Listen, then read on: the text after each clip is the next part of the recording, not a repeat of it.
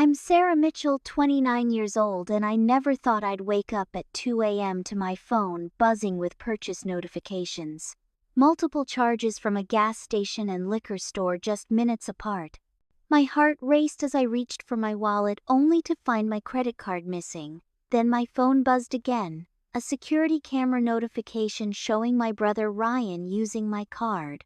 But the worst betrayal wasn't my brother stealing from me, it was what my mother said when I confronted them both. Before I dive into this story, let me know where you're watching from in the comments. If my family drama resonates with you, hit that like button and subscribe to join our supportive community. Trust me, what happens next will show you exactly why boundaries matter even with family. To understand why my brother's theft hit me so hard, you need to know a bit about our family dynamic. 6 months ago, I moved back to my hometown of Westfield after 8 years in Chicago, where I'd built a successful career as a marketing executive. The decision wasn't easy, but my father Thomas had been diagnosed with Parkinson's, and his condition was deteriorating rapidly. My mother Diana couldn't manage his care alone while working, so I agreed to move back temporarily to help out. The plan was to stay for a few months in my parents' house, until I found my own place nearby. What I hadn't fully considered was that my 6-year-old brother Ryan still lived at home too. Ryan and I had never been particularly close, mostly because we were treated so differently growing up. While I was the responsible one who worked hard in school, held down part-time jobs since I was 16, and put myself through college with scholarships and student loans, Ryan was the golden child who could do no wrong in our mother's eyes. This wasn't a new dynamic. It had been this way for as long as I could remember. "Sarah, you have to understand, your brother just processes things differently," my mother would say whenever Ryan got into trouble. And trouble seemed to find him regularly. Dropped out of 3 different colleges, couldn't hold a job for more than a few months, and had several minor brushes with the law, including a DUI and possession charge that my parents paid to make go away. My father, though he loved us both, was more realistic about Ryan's behavior, but his naturally quiet demeanor, combined with my mother's forceful personality, meant he rarely stepped in. As his Parkinson's progressed, he became even less involved in family disputes, conserving his energy for basic daily functions. When I first moved back, I was surprised to find that Ryan seemed to have matured somewhat.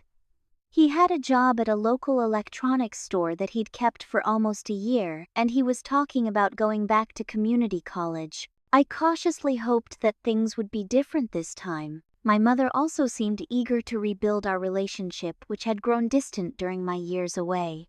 She made efforts to spend time with me, asking about my life in Chicago, and seeming genuinely interested in my career.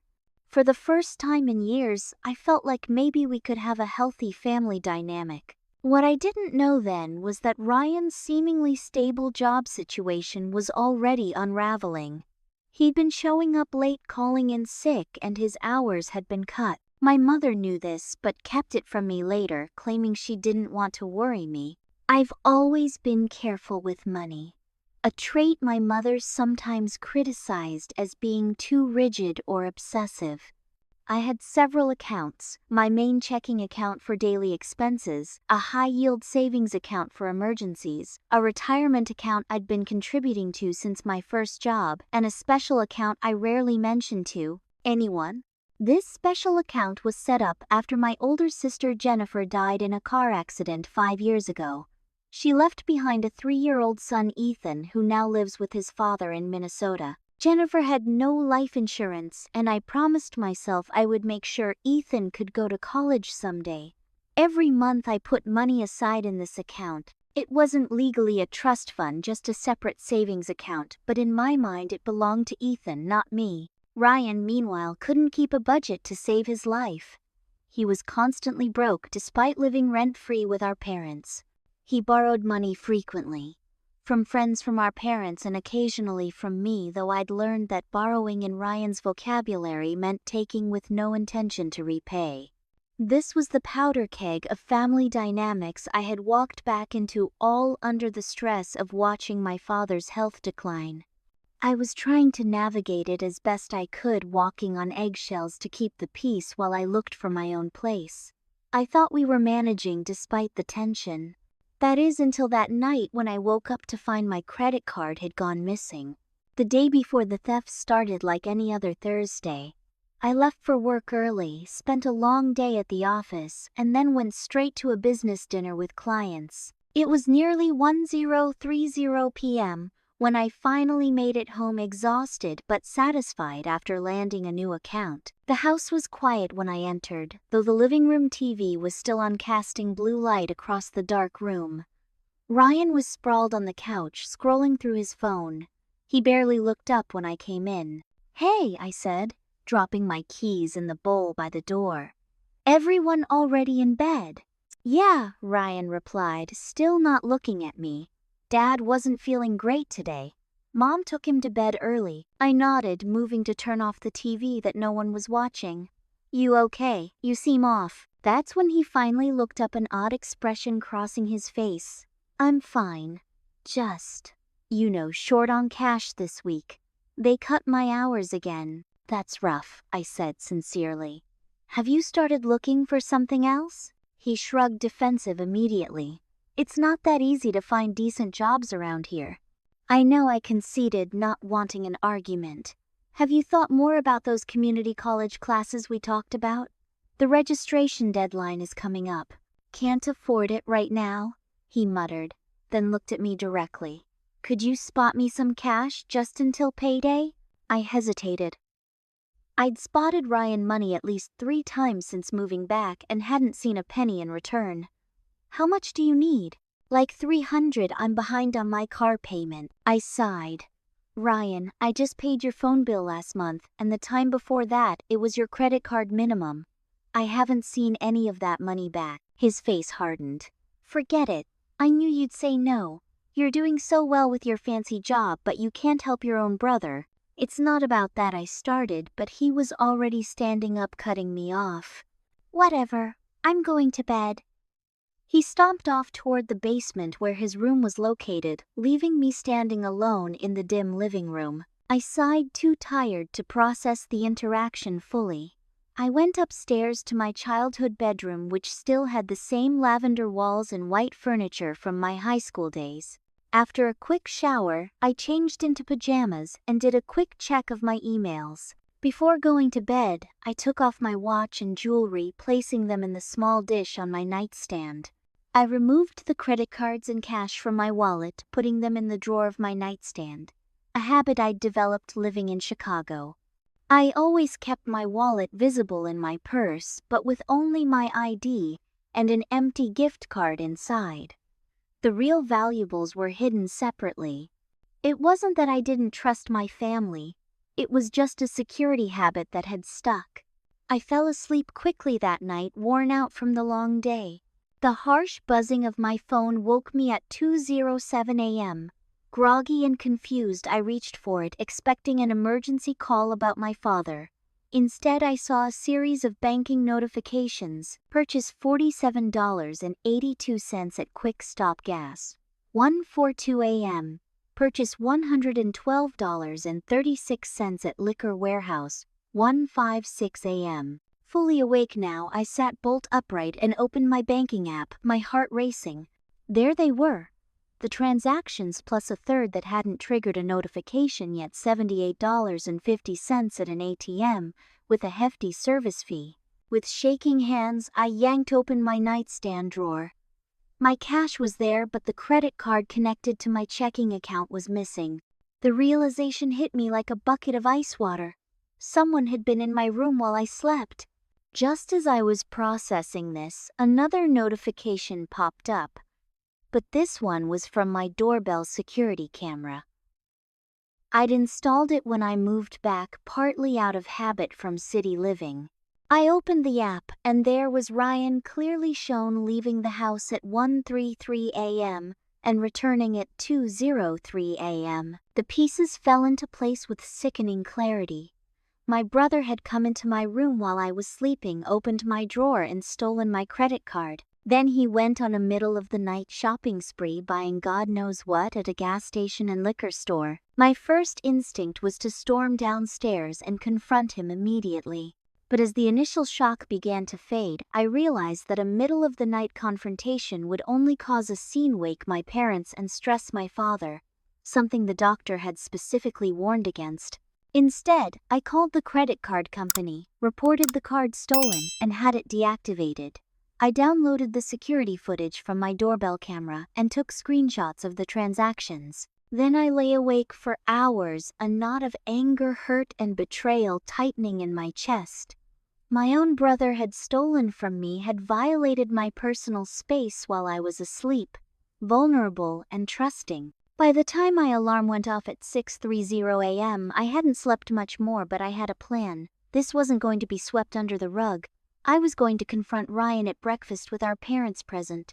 If my mother was going to make excuses for him this time, she'd have to do it to my face. I deliberately dressed for work the next morning, putting on a charcoal pencil skirt and crisp white blouse, my armor for the confrontation ahead.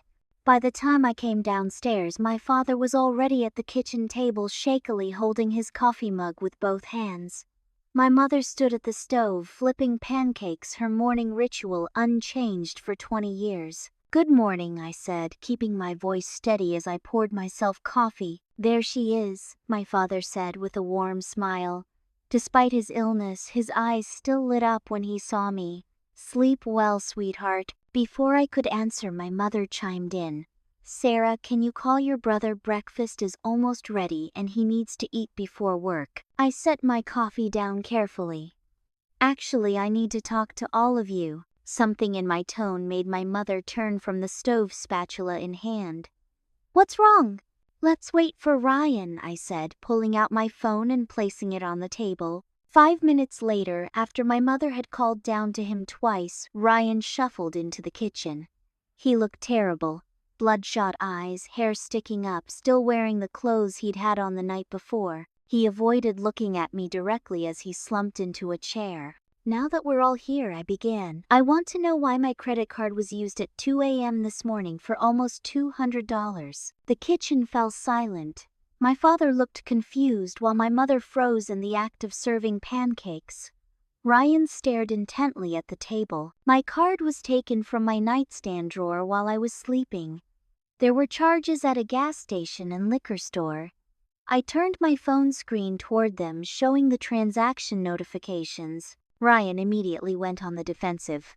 "Why are you looking at me? Maybe you dropped it somewhere."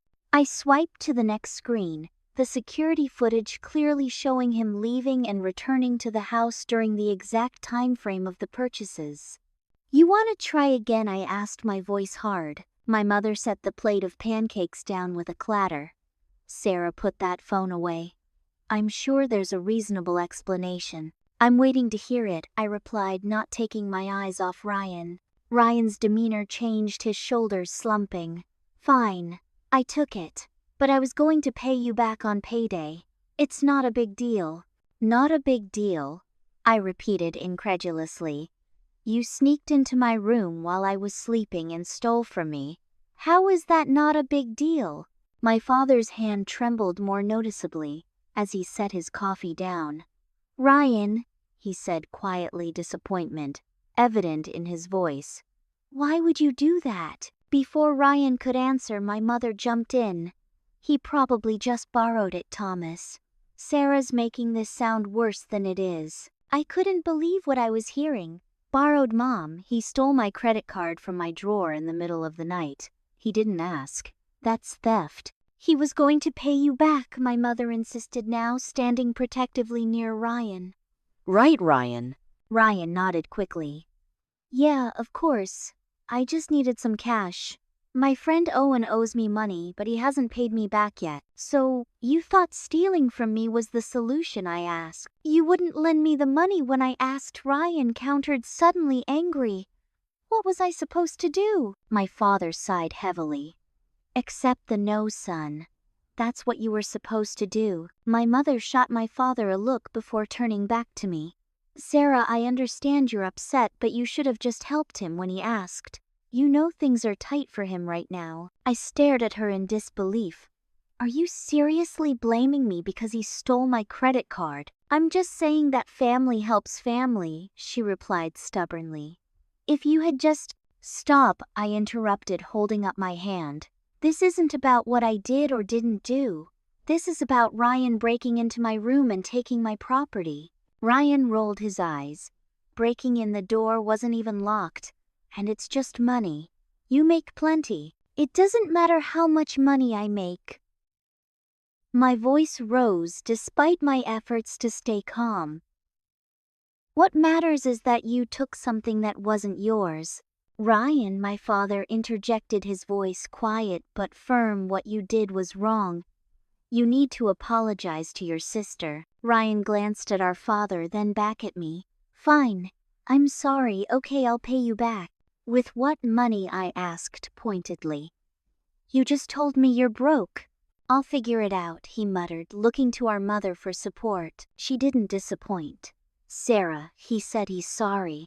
What more do you want from him? He made a mistake. A mistake, I echoed. A mistake is accidentally taking my card thinking it's yours. This was deliberate theft. Don't be so dramatic, my mother said dismissively. It's not like he robbed a bank. My father's hand came down on the table with surprising force, making us all jump. Diana, stop making excuses for him. He stole from his sister. My mother's face flushed. I'm not making excuses. I'm just saying that Sarah is overreacting. She's always been too rigid about money. Too rigid. I repeated, my anger rising. Is it too rigid to expect not to be stolen from in my own home? By my own brother. If you would just help him out when he needs it, my mother started. I have helped him. I cut her off. I've lent him money multiple times since I moved back and he's never paid me back a single dollar.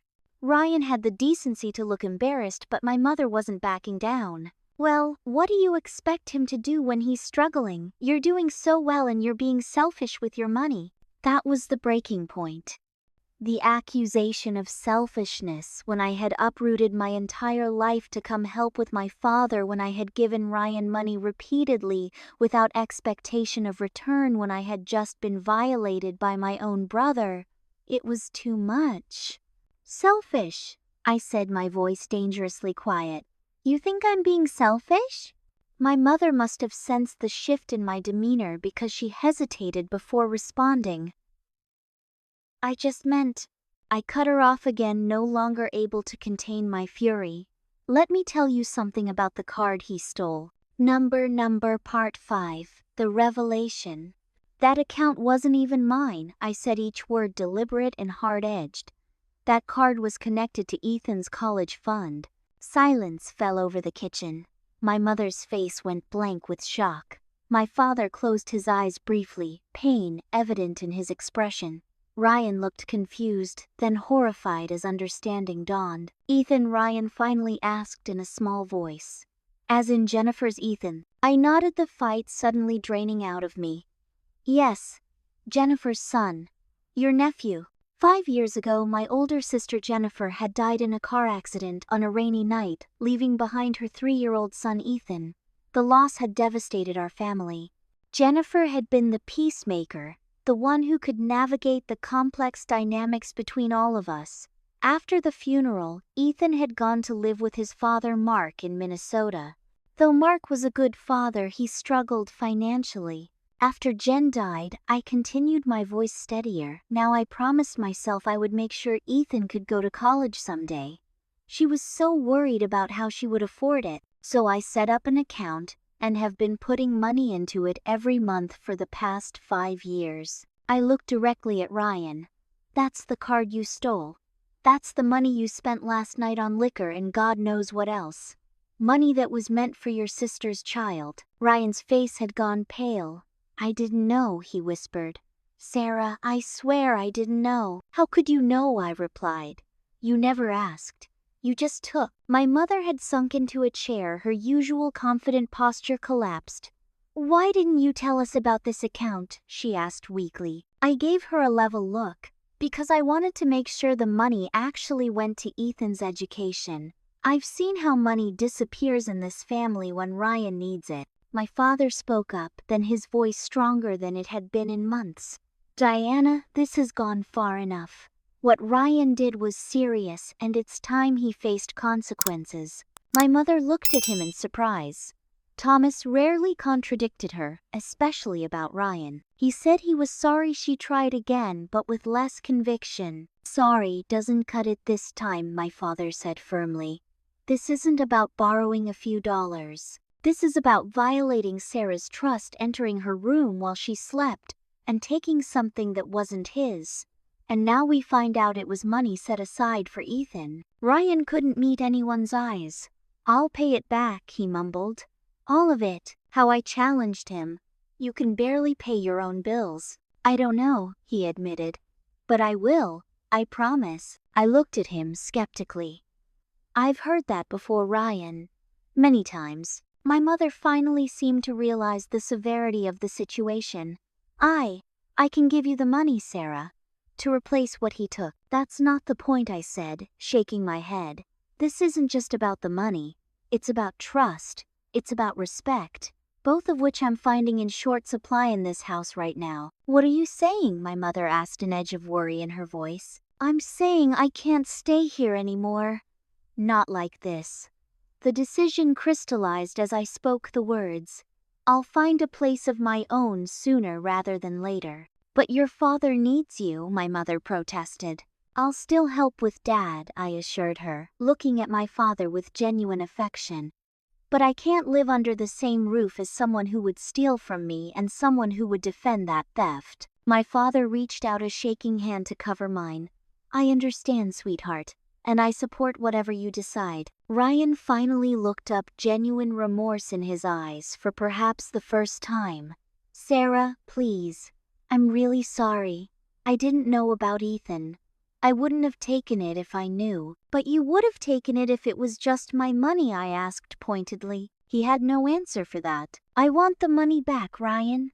All of it. And if you ever pull something like this again, I will press charges. Family or not. You wouldn't, my mother gasped. Try me, I replied, standing up from the table. I have to get to work. We'll finish this discussion later. As I grabbed my purse and headed for the door, I heard my father say in that quiet, firm voice, Diana, the boy needs help, not excuses. It's time we face that. I closed the door behind me, the weight of the confrontation heavy on my shoulders, but with a strange sense of relief as well.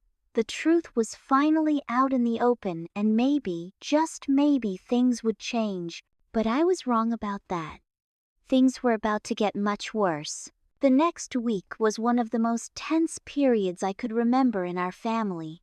I spent most of my time at work or in my room, avoiding both Ryan and my mother. My father tried to bridge the gap, stopping by my room in the evenings to talk, his movements increasingly labored as his Parkinson's continued to progress. They both feel terrible, he told me one evening, lowering himself carefully into the chair by my desk. Do they? I asked skeptically, not looking up from my laptop where I was searching apartment listings. Ryan does, my father clarified. Your mother, well, you know how she is. Admitting she's wrong has never been her strong suit. I sighed, finally meeting his eyes. Dad, she didn't just disagree with me. She tried to make me the villain because I was upset about being stolen from. He nodded slowly. I know. And that was wrong. I've told her so. I raised an eyebrow in surprise. My father rarely confronted my mother directly. Don't look so shocked, he said with a small smile. I may be sick, but I still know right from wrong. His support meant more to me than I could express, but it didn't change the underlying issues. Ryan had returned to his strategy of complete avoidance, leaving rooms when I entered and scheduling his work shifts to minimize our contact. My mother alternated between cold silence and attempts at normalcy that felt forced and hollow. 3 days after the confrontation, I received a notification from my bank about unusual activity on another account, my personal savings. When I logged in, I discovered multiple small withdrawals over the past 2 months totaling nearly $1,000. Withdrawals I hadn't made. My blood ran cold as I dug deeper. Someone had accessed my account online, repeatedly taking out $50 or $100 at a time, amounts small enough that I might not notice immediately since I didn't use this account for daily expenses. Given recent events, I didn't have to wonder long about who that someone was. I stormed downstairs, finding Ryan alone in the living room playing video games. "You didn't just take my credit card," I said without preamble. "You've been stealing from my savings account for months." He froze, controller in hand, not turning to look at me. "I don't know what you're talking about." "Don't lie to me, Ryan. The evidence is right here." I held up my phone showing the transaction history. "How did you even get access to this account?" His shoulders slumped, the pretense of innocence abandoned. "Your password was saved on the family computer." I closed my eyes briefly, cursing myself for being so careless. I'd checked my accounts one day when my laptop was charging and I must have forgotten to log out. "Why?" I asked, my voice cracking slightly. "Why would you do this to me?" Ryan finally turned to face me, his expression a complex mixture of shame and defiance. "I needed the money." "For what?" "Drugs, gambling," I pressed. He flinched at the second word, and suddenly many things fell into place. His constant need for money, the mysterious friends who owed him cash, the late-night outings. "You have a gambling problem," I said. It wasn't a question. "It's not a problem," he insisted automatically, then seemed to deflate before my eyes. "It started as just sports betting with the guys from work, small stuff. But then I found these online poker sites and he trailed off. "How much do you owe?" I asked. He looked away. "About 8,000. I felt physically ill. "To whom?" "Some to the online sites. They cut me off when my cards started being declined. Some to a bookie. Some to friends." He swallowed hard. "The bookies guys came by the store last week. That's why I needed the cash so badly. They said they'd find me at home next time." Despite everything, fear for my brother surged through me. "Ryan, this is serious. These people can be dangerous." "You think I don't know that?" he snapped, then immediately backpedaled. "I'm sorry. I'm scared, Sarah. I don't know what to do." For the first time in years I saw my little brother. Not the entitled adult he'd become, but the vulnerable kid who used to follow me around the house. Part of me wanted to help him, to protect him, but another part knew that bailing him out would only enable more of the same behavior. "You need help," I said firmly. "Professional help. For the gambling addiction." "I'm not addicted," he protested weakly. "People without addictions don't steal from their families to fund their habits," I countered. "This isn't just going to go away, Ryan. And I won't let you drag everyone down with you." He was quiet for a long moment. "What are you going to do?" "I haven't decided yet," I answered honestly. "But you need to tell Mom and Dad everything. No more secrets." "Mom will freak out," he said, genuine fear in his voice. "Maybe that's what needs to happen," I replied. "Maybe she needs to finally see the reality of the situation, instead of the version she's created in her head where you just need a little more time to figure things out." He didn't argue, which told me more than words could about how desperate he truly was. "I'll pay you back," he said quietly. "Everything I took, I swear." I wanted to believe him. Part of me even did. But promises were easy to make in moments of crisis. It was the follow-through that Ryan had always struggled with. "Actions, not words," I told him, starting with coming clean to Mom and Dad. He nodded and I left him there, a mixture of emotions churning inside me. Anger at the additional theft. Fear for his safety if he truly owed money to dangerous people. A small measure of hope that perhaps hitting this low point might finally spark real change. And beneath it all, a deep sadness for what our family had become. I didn't know then that my mother was about to make everything infinitely worse. 2 days later, I received a text from my mother asking me to come home early from work for a family discussion. The formal wording was unusual for her, and I immediately suspected something was up. Still, I agreed, hoping that perhaps Ryan had taken my advice and was ready to come clean about his gambling problem. When I arrived home, I was shocked to find not just my immediate family, but a living room full of relatives. My Aunt Patricia, my mother's sister and her husband, my Uncle James, my father's brother, 2 of my cousins, and even my grandmother were all seated around the room, with my mother standing at the center like a conductor before her orchestra. My father sat in his armchair looking uncomfortable and tired. Ryan was perched on the edge of the sofa staring at the floor. Neither of them would meet my eyes. "What's going on?" I asked, remaining in the doorway, my guard instantly up.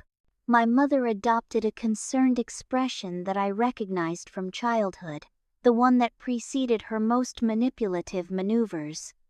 "Sarah, we're all here because we care about you and Ryan." "Is this an intervention?" I asked incredulously, looking around at the awkward faces of my extended family. "We're just trying to help heal the rift that's developed between you two," my mother continued smoothly. "Family needs to stick together, especially in hard times." I turned to Ryan. "Did you tell them about the gambling debts?" Several gasps erupted around the room. My mother's carefully composed expression faltered. "What gambling debts?" my grandmother asked sharply. Ryan shot me a betrayed look, which I returned with equal intensity. So he hadn't come clean after all. "Perhaps we should focus on forgiveness," my mother quickly interjected. "Sarah, your brother made a mistake, but holding on to this anger isn't healthy for anyone." I couldn't believe what was happening. A mistake? He stole my credit card while I was sleeping, charged hundreds of dollars, and I've since discovered he's been siphoning money from my savings account for months. And now I find out he owes thousands to gamblers and bookies. These aren't mistakes. This is a serious problem that needs addressing. My Aunt Patricia frowned. "Diana, you told us Ryan borrowed Sarah's card for an emergency and she was overreacting." "That's not what happened," I said, firmly turning back to my mother. "Did you tell anyone the truth, that he stole from Ethan's college fund?" Another ripple of murmurs spread through the room. My mother's face flushed with anger. "Sarah, you're making this much worse than it needs to be," she hissed. "No, Mom. You're making it worse by lying to our entire family and ambushing me with this, whatever this is." I gestured around the room. My Uncle James, who had always been the most straightforward member of our family, stood up. "I think we need to hear exactly what happened from both Sarah and Ryan." For the next 20 minutes, I recounted the events as they had occurred, from waking up to the purchase notifications to discovering the ongoing theft from my savings account. Ryan, when pressed, reluctantly confirmed my version of events, though he minimized the gambling aspect. Throughout my account, my mother kept trying to interject with qualifying statements. But he was desperate, or Sarah has always been rigid about money. Each time my Uncle James or Aunt Patricia would quiet her with a look. When I finished, the room was silent for a long moment. Finally, my grandmother spoke. "Diana, what were you thinking, trying to make Sarah look like the villain here?" My mother bristled. "I wasn't making anyone the villain. I was trying to keep our family together. Sarah is threatening to press charges against her own brother." "Only if he does it again," I clarified. "And frankly, after learning about the additional theft and the gambling, I'm reconsidering even that condition." "You wouldn't dare," my mother said, her voice dropping dangerously. "Try me," I replied evenly. My father, who had been silent until now, slowly pushed himself to his feet. "Diana, enough. You're making things worse." "I'm trying to protect our son," she snapped. By throwing our daughter under the bus, he countered, his voice stronger than I'd heard it in months. "By lying to our family, how is that protecting anyone?" "You don't understand," she insisted.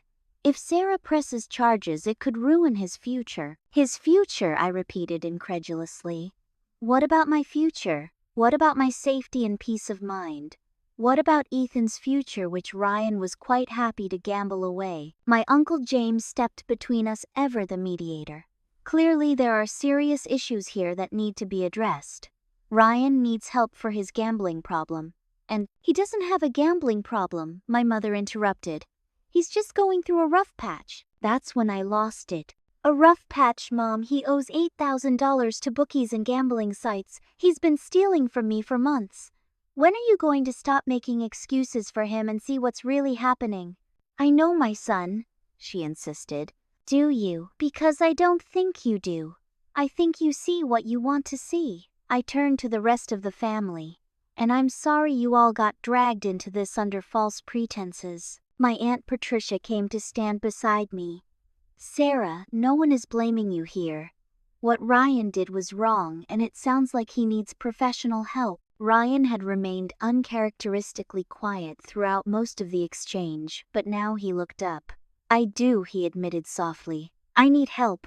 I can't stop on my own. It was the most honest thing I'd heard him say in years. My mother stared at him in shock. Ryan, don't say that, she pleaded. It's not that bad. We can figure this out ourselves. Mom, I owe money to people who threatened to hurt me, he said, his voice cracking. I stole from my own sister. I can't pay my bills. It is that bad. My mother's face crumpled, and for a moment I thought she might finally be facing reality.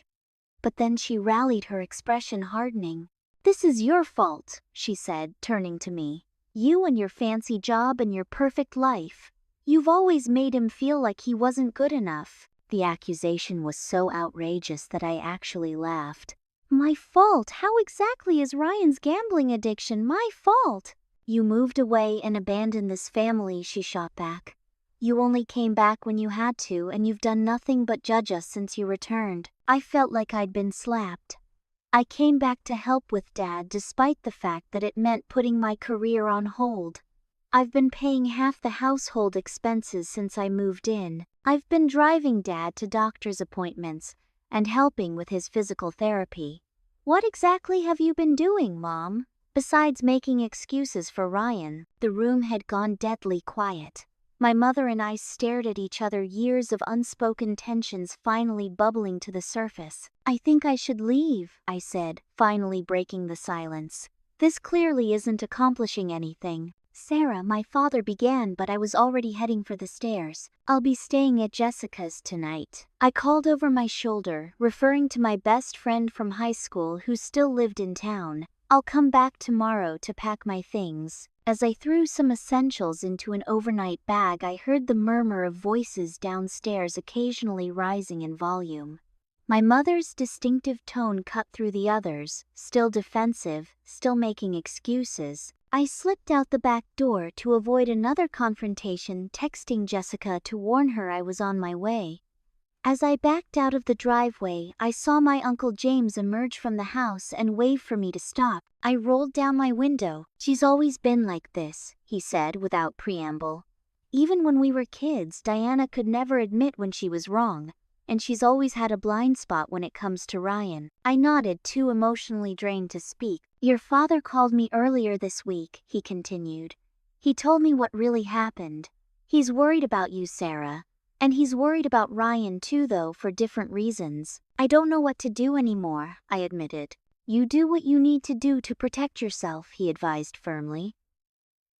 The rest of us will try to talk some sense into your mother and get Ryan the help he needs, but you don't have to set yourself on fire to keep others warm.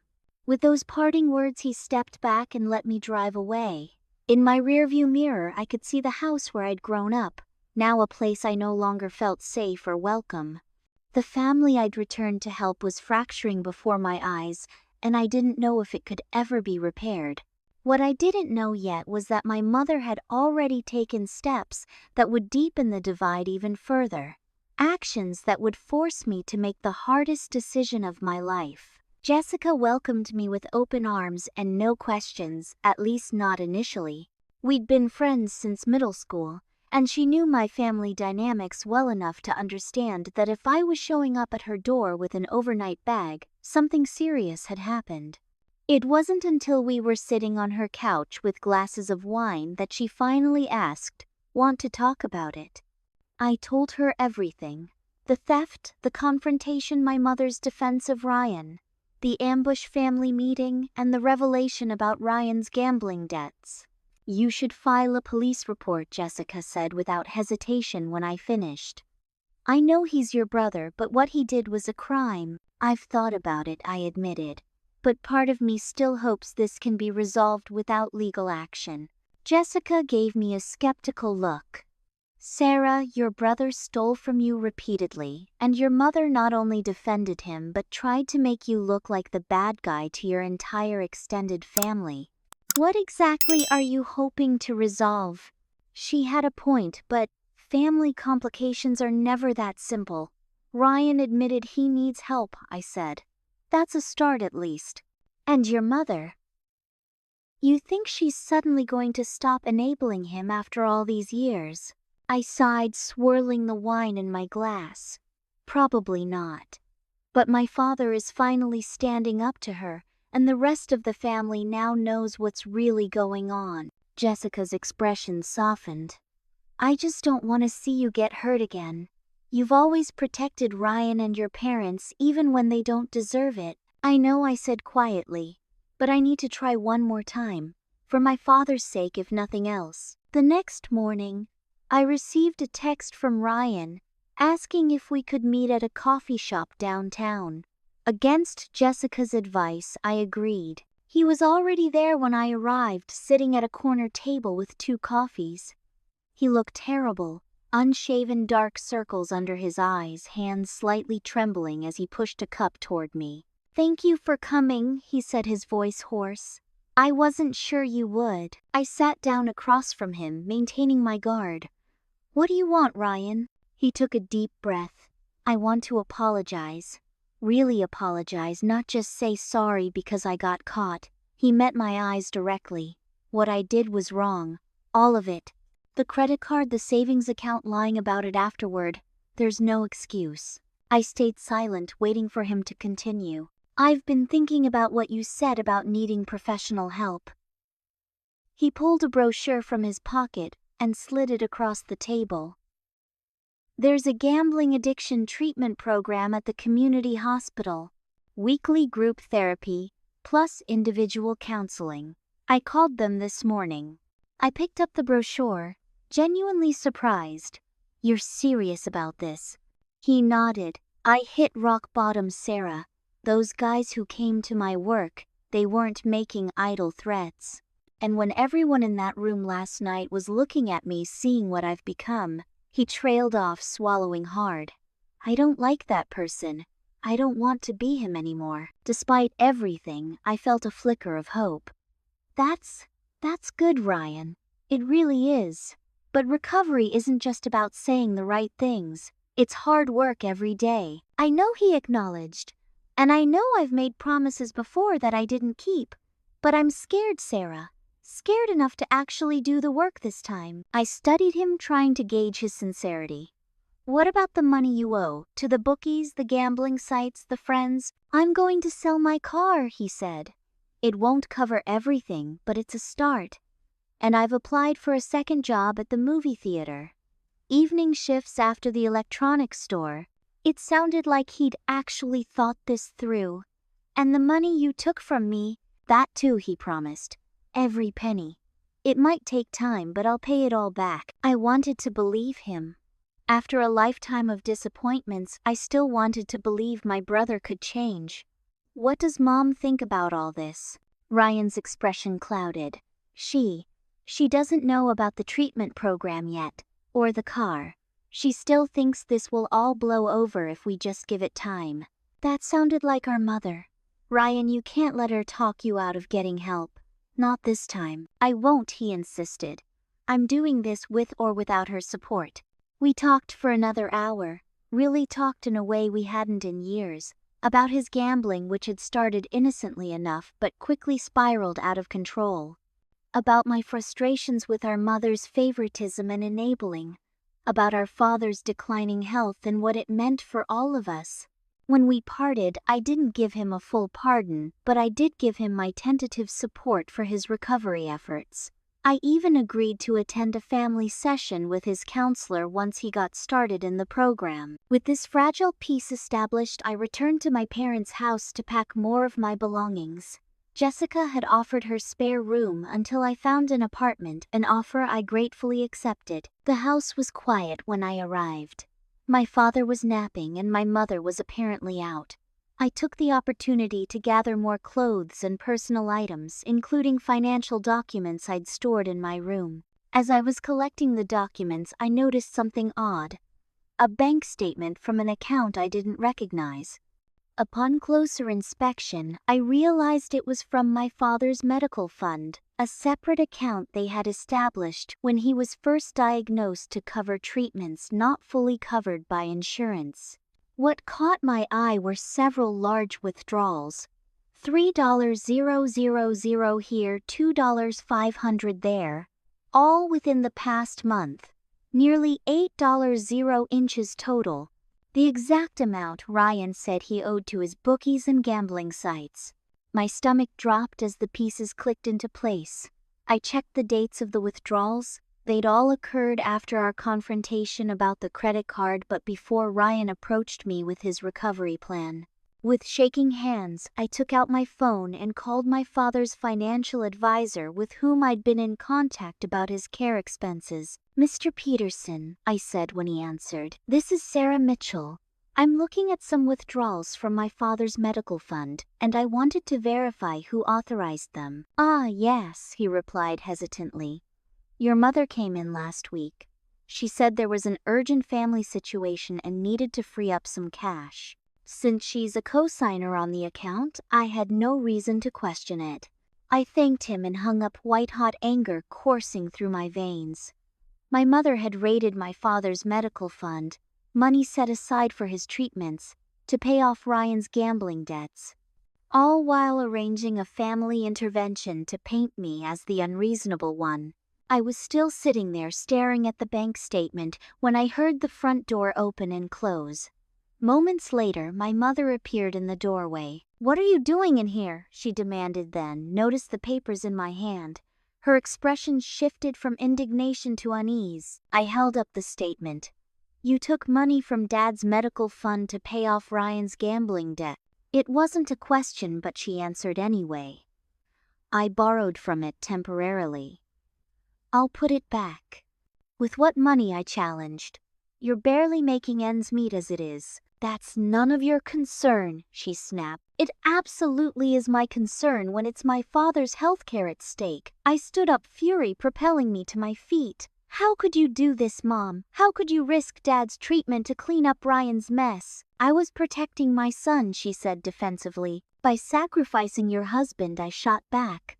"Do you even hear yourself?" She crossed her arms. "You don't understand what it's like to be a mother." "No, I don't," I agreed coldly. "And if being a mother means what you're doing, enabling addiction, stealing from your spouse, lying to your entire family, then I never want to be one." "That's not fair," she protested. "Fair?" I laughed bitterly. "You want to talk about fair? Was it fair to raid Dad's medical fund without his knowledge? Was it fair to tell our relatives I was overreacting to theft? Was it fair to blame me for Ryan's gambling addiction?" She had no answer for that, but her defensive posture didn't change. "Does Dad know?" I asked. Her silence was answer enough. "I'm telling him," I declared. "And I'm calling Ryan to tell him too. He thinks he's making progress, taking responsibility, but you're still right there cushioning him from the consequences of his actions." "You will do no such thing," she said, stepping toward me. "Your father has enough to worry about without this, and Ryan is finally in a good place." "A good place built on lies and theft," I countered.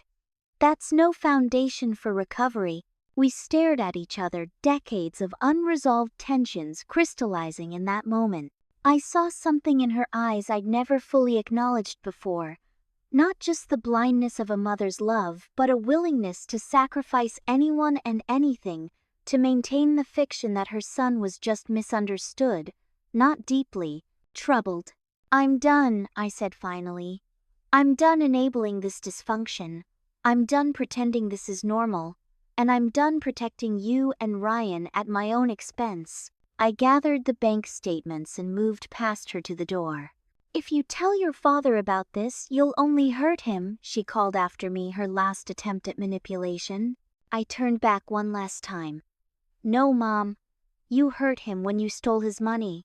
You're just afraid of being held accountable." With those words, I walked out, my decision made. It was time to stop trying to fix what was broken beyond my power to repair. It was time to finally put my own well-being first. The next morning, I sat in the sterile waiting room of the police station, second-guessing my decision with every passing minute. Filing a police report against my own brother felt like crossing a line I could never uncross. But thinking of my father's medical fund, money meant to help him through the most difficult period of his life, being drained to pay off gambling debts hardened my resolve. Officer Martinez, a woman about my age with kind eyes and a no-nonsense demeanor, took my statement in a small interview room. "Let me make sure I understand," she said, reviewing her notes. "Your brother stole your credit card while you were sleeping and made unauthorized purchases. You've since discovered he's been accessing your savings account for months. And now your mother has withdrawn funds from your father's medical account to pay off his gambling debt." "That's correct," I confirmed. "I have documentation for all of it. The credit card transactions, the unauthorized withdrawals, the medical fund statement, even security camera footage showing my brother leaving the house when the purchases were made." She raised an eyebrow, clearly impressed by my thoroughness. "Most family theft cases are complicated by lack of evidence, but you've done your homework." "I'm a marketing executive," I said with a weak smile.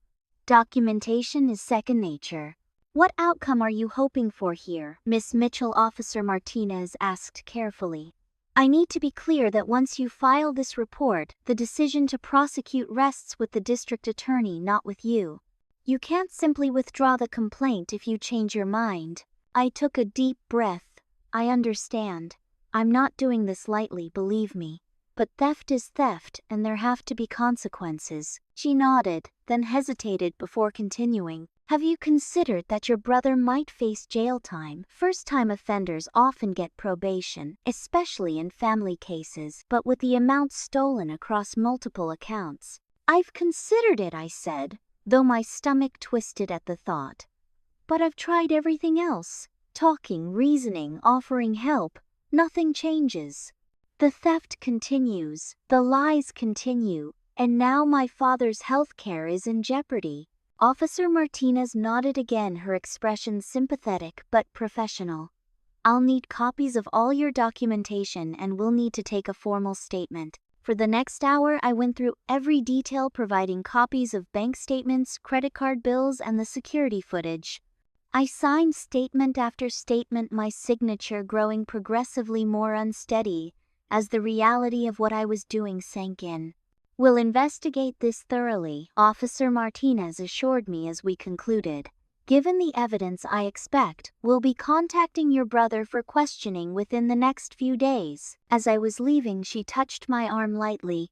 "For what it's worth, Miss Mitchell, I think you're doing the right thing. Financial abuse within families often goes unreported because of exactly the emotions you're experiencing. But sometimes tough love is the only kind that works." I nodded gratefully, unable to speak past the lump in my throat. My next stop was my father's hospital. He'd been admitted the previous day after experiencing increased tremors and difficulty breathing, symptoms his neurologist wanted to monitor. I hadn't told him about the missing medical funds yet, wanting to be certain before adding to his worries. He was sitting up in bed when I arrived, looking frail but alert. His face brightened when he saw me. "There's my girl," he said, reaching out a trembling hand. I took it gently, fighting back tears. "How are you feeling, Dad?" "Been better," he admitted with a wry smile. "But I've been worse too." I settled into the chair beside his bed, struggling with how to begin. He must have sensed my distress because he squeezed my hand as firmly as he could manage. "Something's wrong," he stated simply. "Out with it, Sarah." Taking a deep breath, I told him everything. The theft, the confrontation, the family meeting, and finally the discovery of the missing medical funds. I didn't mention the police report, not wanting to add to his stress. To my surprise, he didn't seem shocked by any of it. Sad, yes. Disappointed, certainly, but not shocked. "I suspected something like this might happen," he said when I finished. Your mother's been acting strangely, making excuses for not scheduling some of my treatments. Anger flared in me again. She was putting them off because she took the money. He nodded slowly. I think so. She said there were insurance issues, but when I called them myself, they had no record of any problems. Dad, I'm so sorry, I said, tears finally spilling over. I should have noticed sooner. This isn't your responsibility, Sarah, he said firmly. You've done more than enough already coming back home helping with my care. This is between your mother and me. And Ryan, I added. He's the reason she took the money. My father's expression hardened slightly. Yes, and Ryan. Though I suspect your mother didn't tell him where the money came from. That doesn't excuse it, I insisted. No, it doesn't, he agreed. But addiction is a powerful force. It doesn't justify what he did, but it helps explain it. I marveled at my father's capacity for understanding even in the face of such betrayal. What are you going to do? He was quiet for a moment, gathering his thoughts.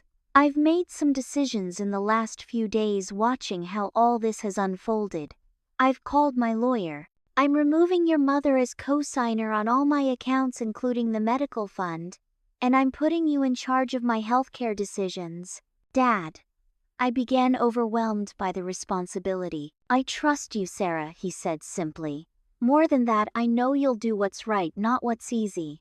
Your mother has proven she can't make that distinction anymore. We sat in silence for a while, the magnitude of the changes in our family settling over us. Finally, I asked the question that had been troubling me since leaving the police station. Do you think I'm doing the right thing with the police report? He looked at me steadily. Do you believe it's the right thing? I considered his question carefully. I believe Ryan needs real consequences this time, and I believe Mom will keep enabling him. Unless something dramatic happens to break the cycle. My father nodded slowly. Then yes, I think you're doing the right thing. Sometimes love means setting boundaries, even painful ones. As I left the hospital later that afternoon, I felt lighter somehow, despite the difficulty of the conversation. My father's support meant everything to me, affirming that I wasn't overreacting or being vindictive. My next stop was a coffee shop where I'd arranged to meet my Uncle James. As my father's brother, he needed to know about the medical fund, and I trusted his judgment on how to proceed. His reaction was less measured than my father's. She did what he exploded when I told him, drawing glances from nearby tables. That money was for Thomas's treatment. How could she? The same way she's been enabling Ryan for years, I said quietly. By convincing herself, it's what a good mother does. Uncle James shook his head in disgust. This has gone beyond enabling Sarah. This is criminal. Does Thomas know? I just told him I confirmed. He's removing her from his accounts and has asked me to take over his healthcare decisions. Good, James said firmly. It's about time he stood up to her. He paused, studying my face. There's something else, isn't there? I nodded, then told him about filing the police report. Unlike my father, Uncle James didn't ask if I thought it was the right decision.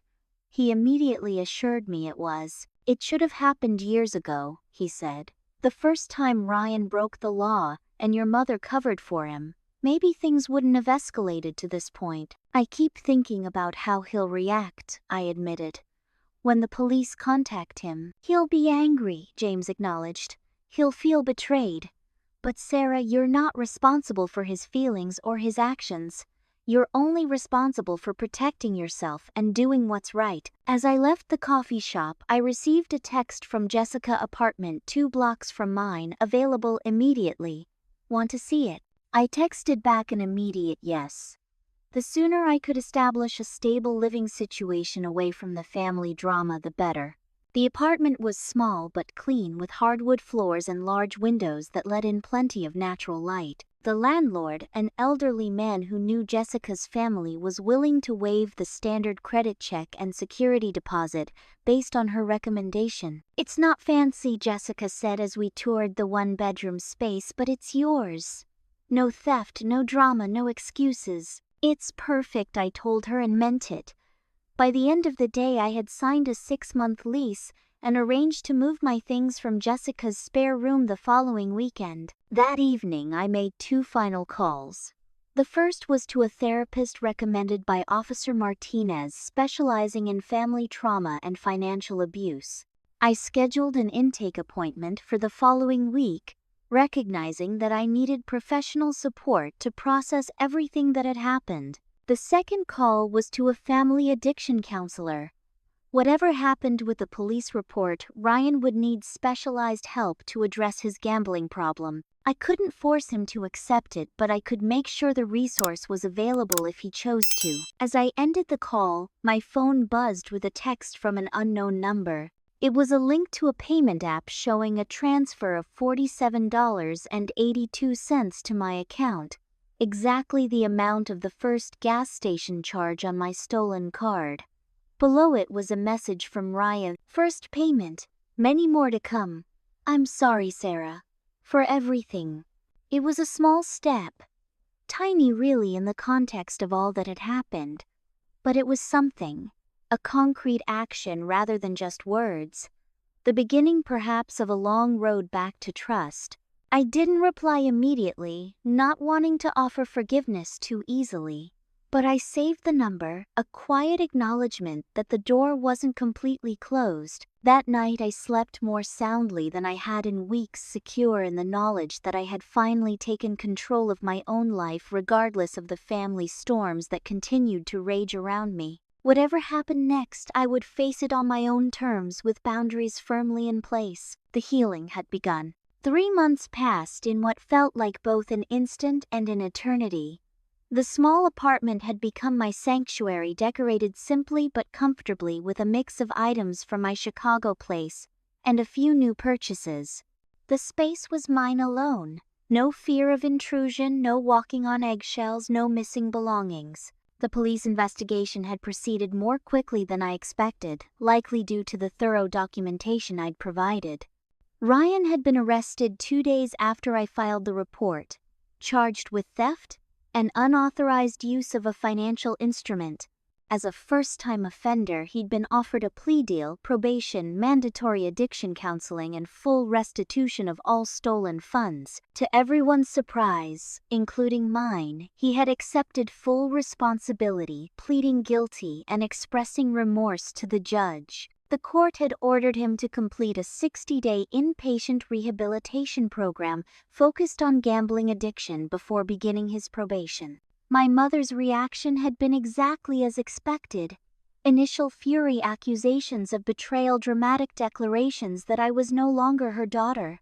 She'd even shown up at my workplace once, creating a scene in the lobby until security escorted her out. After that incident, I'd obtained a temporary restraining order, not because I truly feared for my safety, but because I needed firm boundaries while I healed. My father had followed through on changing his financial arrangements and had moved into an assisted living facility with specialized care for Parkinson's patients.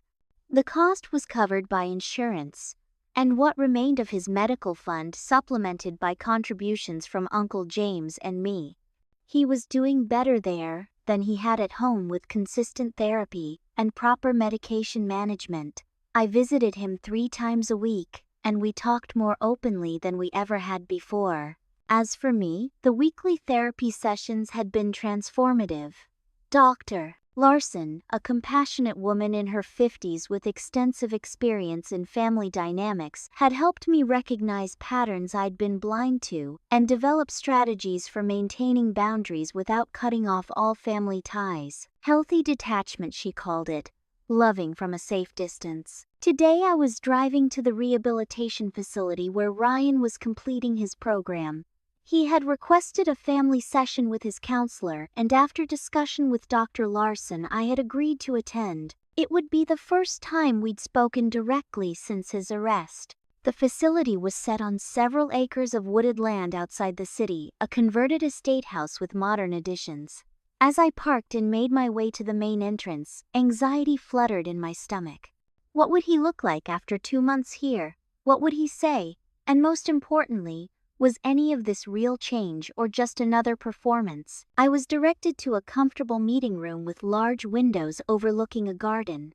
Ryan was already there, along with a man I assumed was his counselor. My brother stood when I entered, uncertainty in his expression. He looked different, thinner but somehow healthier. His eyes were clear, his posture straight rather than the defensive slouch I was used to seeing. "Sarah," he said simply.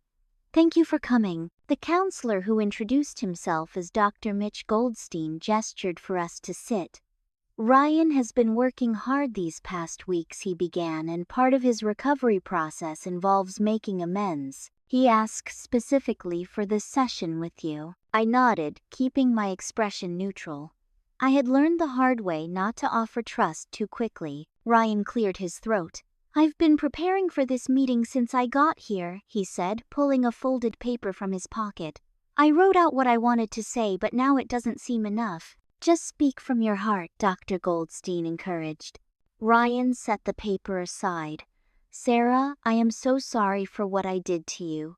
Not just the credit card and the savings account, but for betraying your trust, for making you feel unsafe in your own home, for letting you take the blame when you tried to hold me accountable." His voice was steady, his eyes meeting mine directly. "There's no excuse for any of it." I remained silent, acknowledging his words with a slight nod. "When I was arrested," he continued, "I was angry at first. Furious, actually. I blamed you, told myself you were overreacting, that family doesn't do that to family." He paused. "But then my court-appointed attorney laid out all the evidence. The transactions, the security footage, the pattern of theft over months.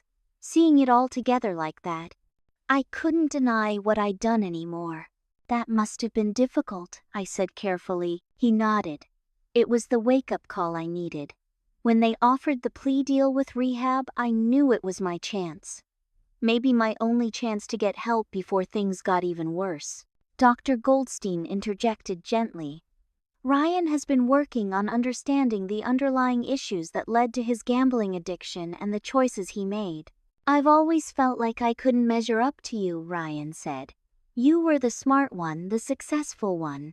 I told myself I deserved special treatment to make up for it. That taking money wasn't really stealing if it was family money. That I was entitled to it somehow." He shook his head. "The gambling started as a way to feel like a big shot, like I was in control of something. But it just made everything worse." I felt a complex mix of emotions. Sympathy for the pain he described, but wariness born from years of manipulation. "I understand all that, Ryan," I said.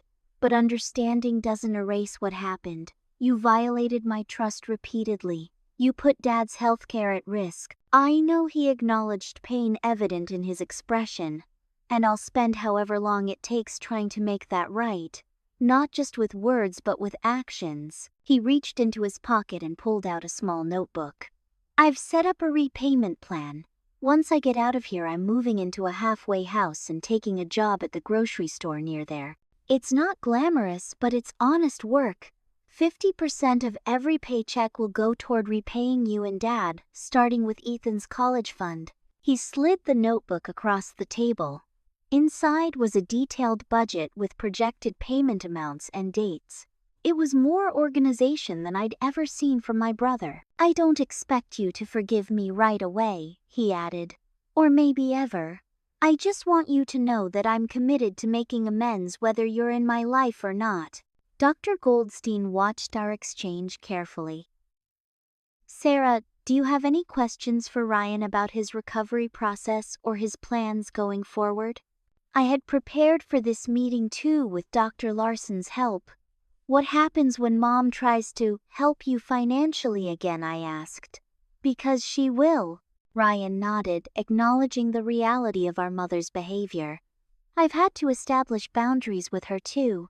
It hasn't been easy. She's visited a few times, and each time she offers money, tries to take over, tells me I don't really need to be here." He sighed. "I've made it clear that if she can't respect my recovery process, she can't be part of my life right now." I raised an eyebrow, genuinely surprised. "How did she take that?" "About as well as you'd expect," he said with a rueful smile. "But I've held firm. Dr. Goldstein has been coaching me through those conversations." Ryan has made significant progress in setting healthy boundaries, the counselor confirmed. He understands now that enabling behavior, even when it comes from a place of love, is harmful. We talked for another hour, going deeper into Ryan's treatment, his triggers for gambling, and the coping mechanisms he was developing. Throughout the conversation, he remained open and accountable, never once deflecting blame or minimizing his actions. As the session wound down, Dr. Goldstein asked if there was anything else either of us wanted to address. "Just one thing," I said, looking directly at Ryan. "I need you to understand that whatever relationship we rebuild from here has to be based on complete honesty. No more secrets, no more lies, no matter how small. The first time you lie to me, it's over." Ryan nodded soberly. "I understand. Total transparency. And I won't be your safety net anymore," I continued. "If you gamble again, if you steal again, there will be consequences, and I won't protect you from them." "That's fair," he agreed. "More than fair." As we prepared to leave, Ryan handed me a small envelope. "One more thing. It's not much, but it's a start." Inside was a money order for $250. Clearly a significant portion of whatever small allowance he received in rehab. "For Ethan's fund," he explained. "I'll keep adding to it every chance I get." The gesture moved me more than I wanted to admit. It wasn't the amount that mattered, but the fact that he had prioritized making amends when he had so little to give. "Thank you," I said, simply tucking the envelope into my purse. We walked together to the parking lot in companionable silence, the tension between us not gone but noticeably lessened. "Will you come again?" he asked as we reached my car. Before I finished the program, I considered his request carefully. "Yes," I decided. "I'll come again." The smile that crossed his face was genuine. Not the charming grin he'd used to manipulate in the past, but something more vulnerable and real. As I drove home, I reflected on how much had changed in 3 months. The family I thought I knew had been dismantled and was slowly reconstructing itself in a new, hopefully healthier form. My father was finally standing up for himself. Ryan was confronting his addiction and taking responsibility for his actions. And my mother, well, that relationship remained the most damaged. Just yesterday she had left a voicemail, her voice tight with controlled anger. "I hope you're satisfied with what you've done to this family. Your father barely speaks to me. Ryan is locked away in that place, and it's all because you couldn't just let things be." I hadn't returned the call. Dr. Larson had helped me understand that my mother's narrative would likely never change. In her mind, the problem wasn't Ryan's theft or her enabling. It was my refusal to participate in the family dysfunction, and that was something I could live with. Back at my apartment, I opened my laptop and transferred Ryan's $250 to Ethan's new college fund. A proper trust, this time legally established with the help of a financial advisor, with my nephew as the sole beneficiary, and myself as trustee. It wasn't the closure of a chapter so much as the beginning of a new one. One where I maintained connections with my family, but on my own terms, with boundaries firmly in place. The journey ahead wouldn't be easy. Ryan had a long road to recovery. My father's health would continue to decline, and my mother might never acknowledge her role in what had transpired. But for the first time in months, perhaps years, I felt a genuine sense of peace. I had learned the hardest lesson of all, that sometimes true love means allowing consequences, that forgiveness doesn't require forgetting, and that family bonds, while important, should never come at the expense of personal safety and well-being. Have you ever had to set difficult boundaries with family members? How did you balance compassion with self-protection? Share your experiences in the comments below. If this story resonated with you, please like and subscribe for more content about navigating complex family dynamics. Remember, setting boundaries isn't selfish. It's necessary for healthy relationships. Thank you for listening to my story, and I hope it helps you feel less alone if you're facing similar challenges in your own life.